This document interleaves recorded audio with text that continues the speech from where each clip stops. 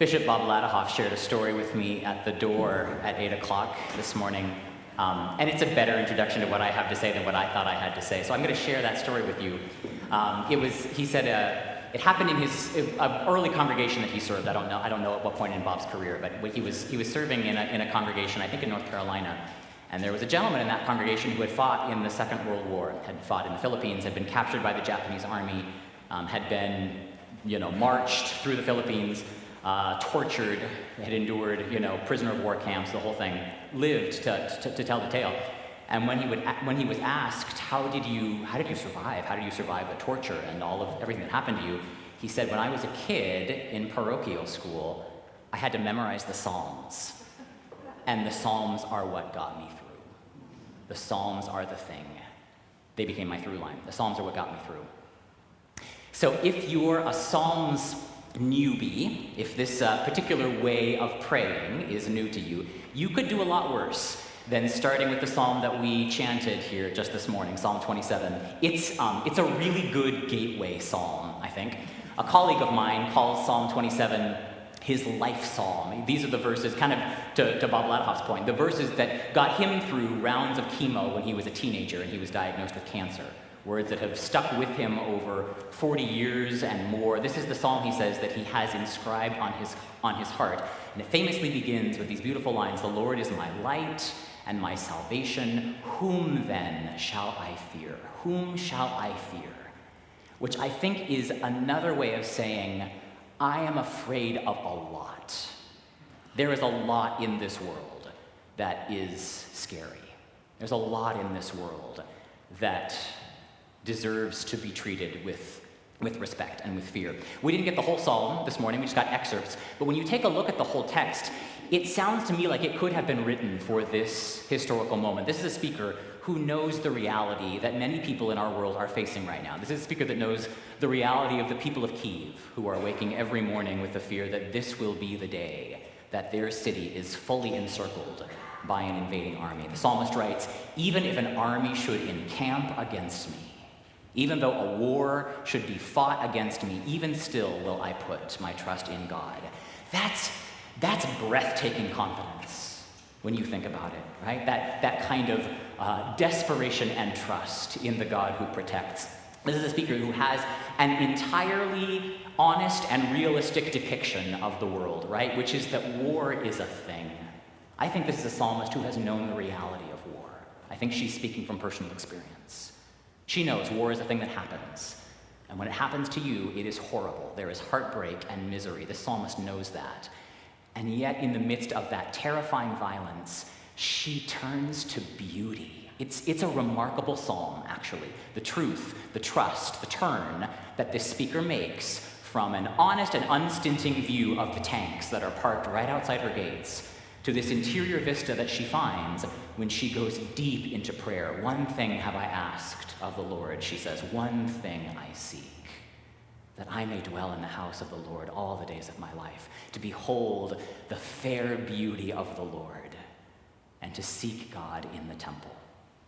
I gotta ask, where does that trust, where does that come from? It's a psalm of comfort. I think that's why so many people are drawn to Psalm 27. And I think part of what it teaches us is that comfort begins when we can be honest about the stuff that scares us, when we can name our fears. A woman came up to me last week at the door at the end of the service. She said, is it okay for me to pray for the death of President Putin? And her question kind of caught me off guard in the moment. I know this woman pretty well. We've talked about some things. I was like, oh, okay, this is interesting. Is it ever okay to pray for somebody's death? I had to kind of think about that one. And I've been thinking about it a lot this week, actually. I expect that's a question that lots of us are wrestling with. What is an appropriate way to pray for a situation like the one that we're watching unfold in the Ukraine?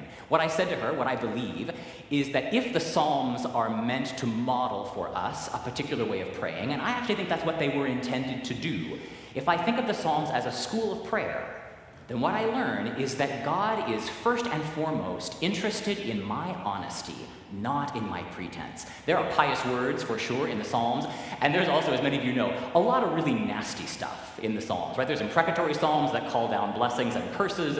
The Psalms are the places where we get, this happy are they who, dash the heads of the little ones against the rocks. I mean, not everybody loves the Psalms, and there's good reason for that. Anger is in there, fear and terror and heartbreak and lament, and through it all, this overwhelming, unutterable joy. If the Psalms teach me anything, it's that prayer, the kind of prayer that can actually make a difference in how I live my life, that real kind of prayer starts not by finding the most beautiful and holy words I can think of to say to God.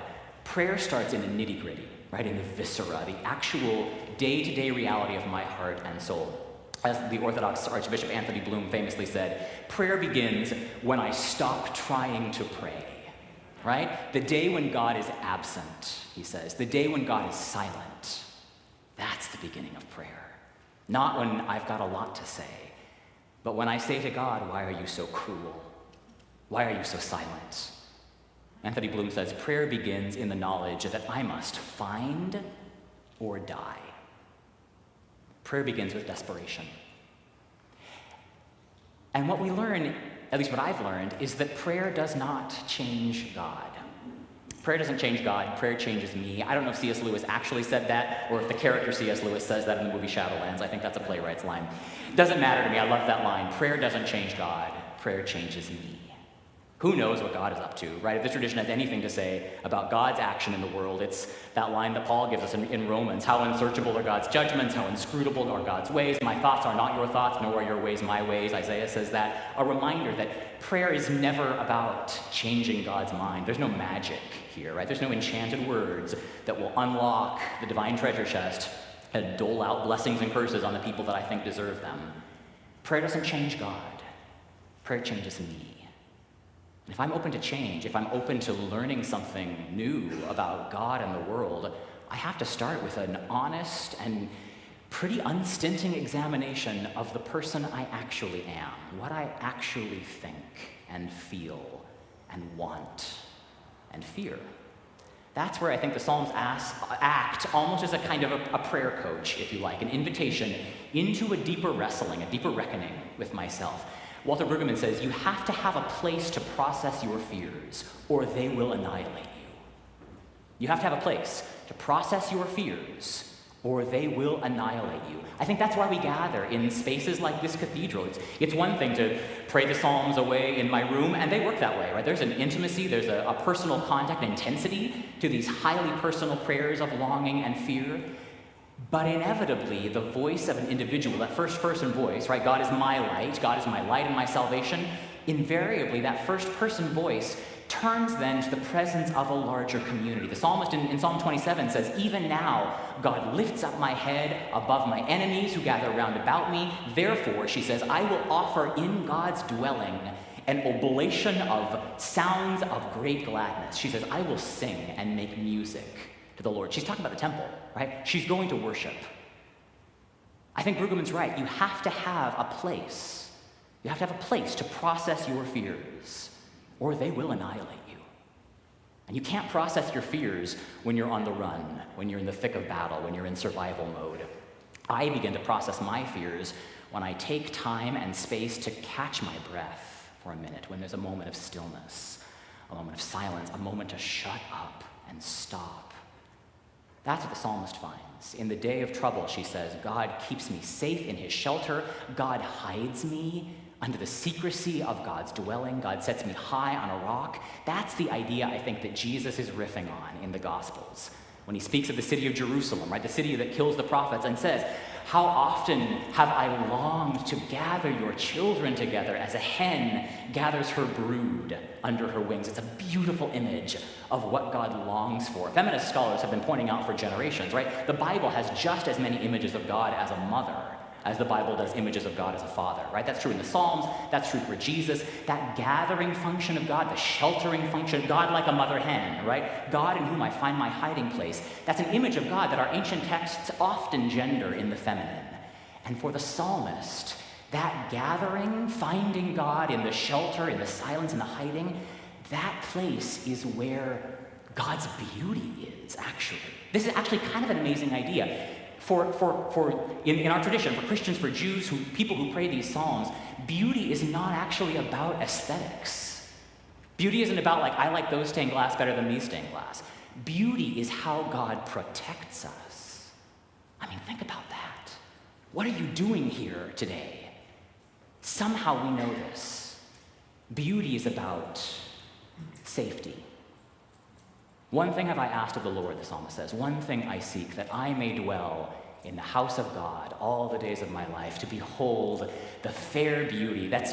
It's one word in Hebrew. It's a particular kind of beauty, not just pretty stuff, right? Not just aesthetically pleasing stuff. To behold the deep beauty, we might say, the sacred beauty, to behold the beauty of God, and to seek God in that beauty, in that temple. It's more than soaring music. It's more than stained glass and stone. It's more than vaulted ceilings and rich fabrics and the smell of smoke and candles. Since ancient days, our ancestors have known, right, particular places are holy.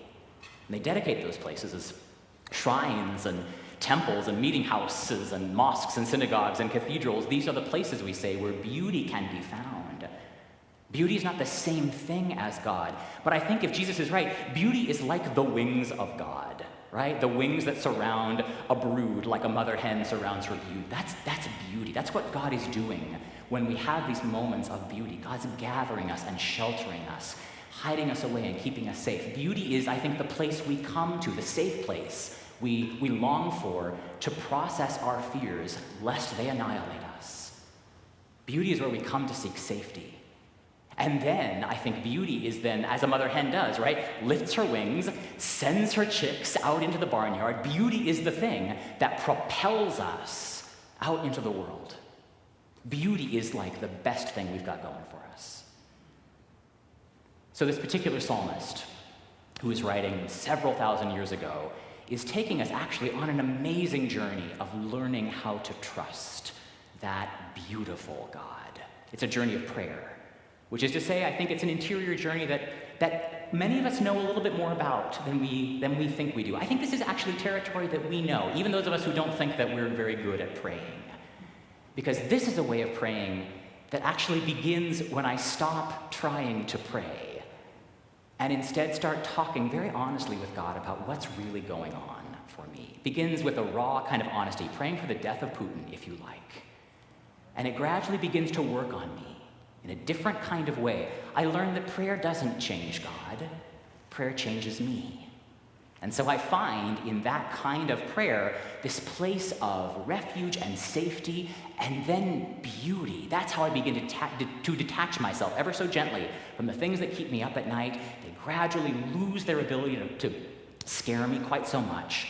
And the beauty that creates in me, that deep beauty, it creates this kind of interior little cathedral, if you like, a place where I can go, where when I have nowhere else to turn, I discover that even more than my fears, even more than my anxieties, even more than my anger and my frustration, my heartbreak, there is underneath everything this kind of deep longing.